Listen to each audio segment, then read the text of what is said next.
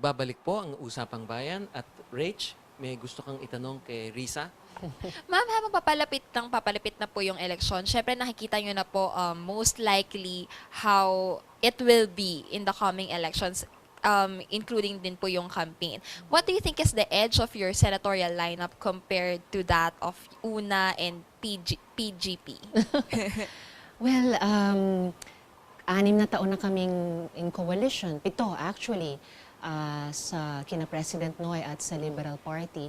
At kung ano yung dahilan na nakipag-coalition kami, which is the social reforms na tingin namin kaya naming ilaban sa ganitong klaseng espasyo, I think that would remain an edge in any advocacy campaign or any other kind of campaign. Yung mensahe na yung daang matuwid, may mga ibinungang mabuti para sa ating mga mamamayan at kailangan nating i-internalize ito bilang mamamayan at i-institutionalize sa ating gobyerno, sa ating lipunan. And we need to use this in a way capital of yung gains so far para makapagtanim ng mga bagong binhi, ng mga dagdag pang reforma, dagdag pang pagbabago, dagdag pang mga modernizing initiatives into the coming years, into the next several administrations. Speaking of campaign, ma'am, syempre kailangan nyo po ng makinarya politician. How do you plan to fund your campaign for the coming elections? Well, I have always campaigned on the basis of asking for support from yung mga like-minded na mga individuals at organizations, mga fellow travelers. So, mula pa nung 2009 hanggang sa ngayon, yung mga nakasama ko sa laban para sa cheaper medicines, para sa reproductive health, para sa universal healthcare, that remains true until today. Hanggang ngayon, sila pa rin yung mga kasama ko. Ma'am, pina-follow ko kayo sa Twitter. In fairness, parang may overwhelming support naman kayo from the netizens. Well, happy nga na ang nararamdaman kong support sa ganyang mga social media platforms, para sa akin, patunay na mayroong genuine at abiding interest sa mga advokasya tulad nga ng universal healthcare. So, pinagpapasalamat ko talaga yon sa mga fellow travelers, like-minded individuals, supporters, if you may call them. Risa, on another Yes. topic, I'd like to ask for your opinion on the conditional cash transfer program of the government. What do you think about that? Is that something that should be only temporary and we should move on to trying to generate employment opportunities, or what is your take on that? Yes and yes. Ang isang conditional cash transfer naman, whether yung 4Ps natin dito sa Pilipinas or the other CCT models na pinag-aralan to develop that, yung labol sa familia man sa Brazil, ng Partido de Trabajadores doon, or yung Narega sa India, at ito, talagang in-envision bilang temporary.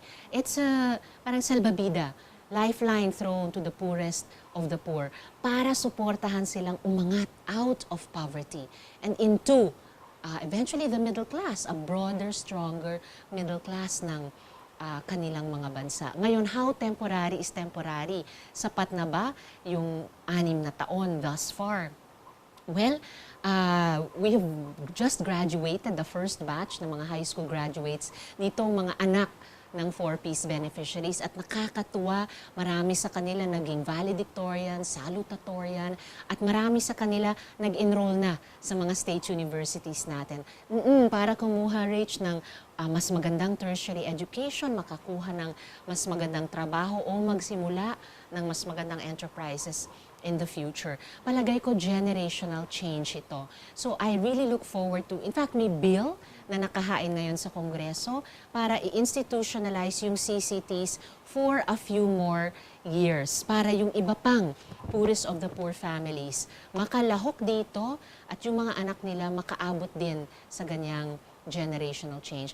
At hindi ito hiwalay o kontra sa employment generation, sa pag-generate ng decent jobs, sa pag-generate ng entrepreneurial opportunities. Kahit dun sa ibang mga bansa na nagsi-CCT at kahit sa atin, actually kapatid yan ng CCT. Yung employment at yung enterprise development, kapatid ng CCT. Kasi once makaahon sa kahirapan, maiahon lang natin lahat ng poorest of the poor na families sa ngayon. Naturally, isasara natin yung CCT program at buhos lahat na ng resources. So by then, middle income, harinawa na bansa natin sa patuloy na pagpapalakas ng employed sector and entrepreneurial sector.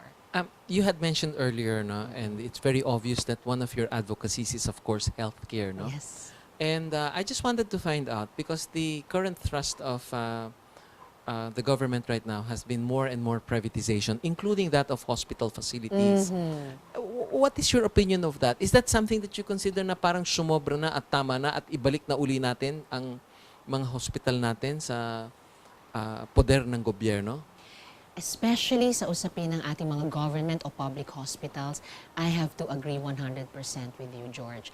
Nagkaroon ako ng isang magandang diskusyon a few years ago sa napakahusay at mabuting medical director ng Vicente Soto Memorial Medical Center sa Cebu City, si Dr. Aquino. A very kind, good man. At sabi ko sa kanya noon, Doctor, please explain to me this corporatization thrust. At pinaliwanag niya sa akin, he was reassuring me, hindi naman yan privatization. Ibig sabihin nito ay ganito, ganyan. But at the end, I had to tell him, you know, sir, I really believe na you're speaking from the heart. Sa tingin nyo, this is really in the best interest of the people. But I have to say, at kasabay ng, I'm speaking now in hindsight sa naging karanasan ko bilang miyembro ng Board of Directors ng PhilHealth, I really worked as a partner ng ating mga private hospitals na partners ng PhilHealth. At the same time, gusto ko talaga na yung ating public hospitals, yung ating government hospitals, manatiling public o government. Kung interesado tayo sa pag-professionalize ng management nila, and who isn't interested in that?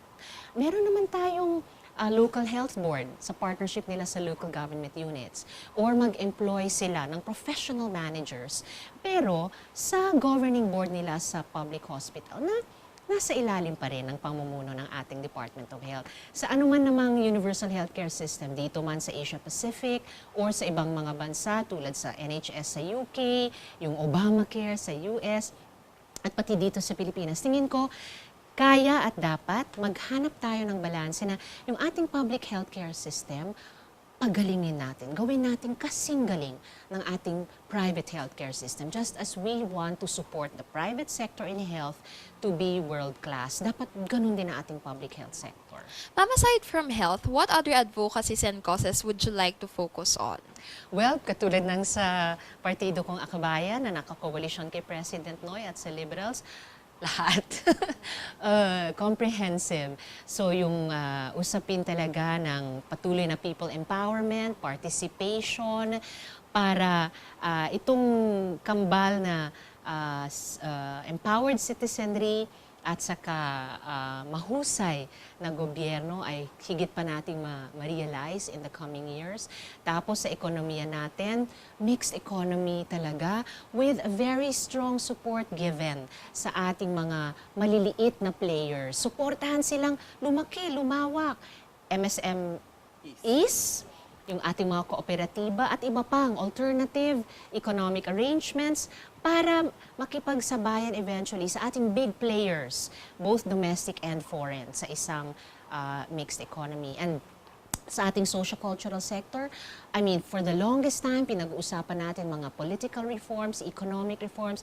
Huwag na huwag po natin kalimutan ang panlipunan, ang pangkultura, yung ating mga sining at kultura. Napaka-importante. And there are very practical expressions of that. Ma'am, you know, we have a few more minutes before we have to end our program. Yes. But Risa, maybe you can take this opportunity to give your final message to our viewers and to our fellow countrymen. Well, maraming salamat. Unang-una na kina George at saka Rayche dito sa Usapang Bayan. At kayo po mga tagapanood ng Usapang Bayan.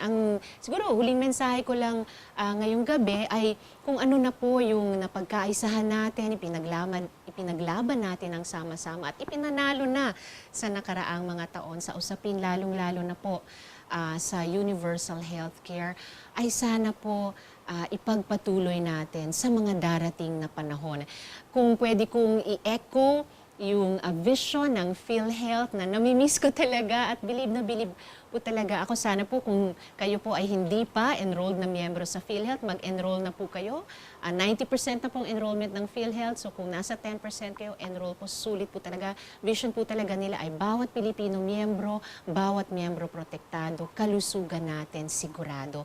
At sa patuloy po nating pakikipaglaban para sa universal healthcare, doktor sa bawat barangay, isama na po natin ang ating mga nurse, midwife at barangay health workers. Yung pong abot kayang gamot at serbisyong pangkalusugan. So kasama na po dyan yung ating cheaper medicines law at yung mga benefits packages ng PhilHealth. Yung pong empowerment ng ating mga BHW, kasama na po yung pagpapasa ng Bibong BHW bill. At ito'y ginagawa natin at this very, as we speak, edukasyong pangkalusugan ng mamamayan. At lahat po nito sa loob ng ating pwedeng i-develop pa ng mga super barangay health centers. Para po pwede po talagang mangyari yung sinasabi kong Healthy Pinoy, Healthy Pinas. Marami pong salamat sa inyong lahat at sa inyo pong dalawa. Mabuhay po tayong lahat. Bago ho tayo magtapos, Risa, I just wanted to find out, because you're talking about the advocacies for healthcare, no? And I think one segment of our population that is that is most needy of that is really the senior citizens. Yes. Can you just spend a minute or so telling us what you're going to do with our senior citizens, or are you going to implement new regulations that will give them better benefits, or do you think that we have sufficient benefits on board and they just need to apply for it? Yes and no. Sa kasalukuyan, halimbawa sa PhilHealth, automatic lifetime members ng ating senior citizens. Ibig sabihin, basta di na sila empleyado, retirado na sila at age 60 and above, di na nila kailangan bayaran yung premium nila. It's national government that will pay that from the national budget and sin taxes. Ibig sabihin, kung kailangan nilang magpa-confine kahit ng ilang araw sa isang government o public hospital, pag-discharge nila sa ospital, wala silang babayaran. PhilHealth na ang magre-reimburse sa ospital na yan. At wala man silang PhilHealth card pa, basta may OSCA, Senior Citizens ID sila, that's good as a PhilHealth ID. Of course, hindi lang naman yon ang advokasya ng mga senior citizens natin.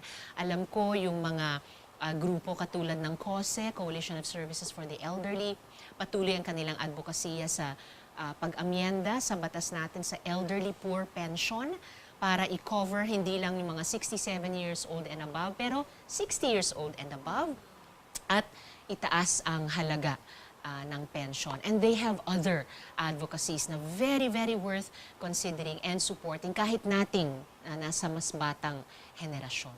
Risa, baka pwede akong magbilin sa inyo. Please tungkol do. sa I'm taking tungkol notes. sa mga senior citizen, ano? Opo. Dahil kasi nung nagbabayad ako ng aking amilyar sa lupa, meron isang obviously retired na tao. Nagbabayad din siya ng kanyang amilyar, no, yung real estate taxes. Pero nung pagdating niya dun sa linya, nung nakita niya kung magkano ang kailangan niyang ibayad, halos mahimatay yung matanda. Dahil kasi ang laki-laki noong kanyang sinisingil sa kanya. Dahil kasi hindi ba ang nangyari, yung local governments are now able to increase their own collections, particularly of real estate taxes. And if you think about it, some local governments have increased real estate taxes by 500%. Wow. No?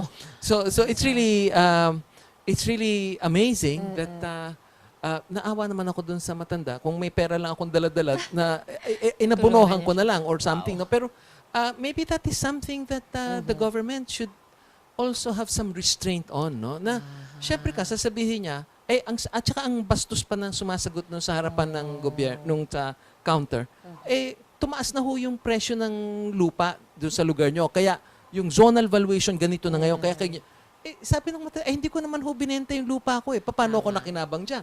Tapos yung pension ko naman, pareho rin naman. Wala naman akong pinagkukunan na iba. Retirado na nga yung matanda. Tapos ang gagawin mo, here we are trying to find housing for the homeless. And people who have homes, we're going to make homeless. So parang, yun ho ang bilin ko para sa inyo. Well taken. At kaugnay ng pinag-usapan natin, socialized or progressive taxation system, given different sectors of citizens who pay taxes. Okay. So at this point, we'd like to close the program. At yan po ang isang makabuluhang talakayan kasama si former Congresswoman Risa Hontiveros. Maaari niyo po kaming i-follow sa Twitter at GNN Usapang Bayan at sa Facebook page namin may Usapang Bayan po. Ako po si Rayche Marquez. At ako po si George Chua, nagpapasalamat kay Risa Hontiveros for joining us this evening.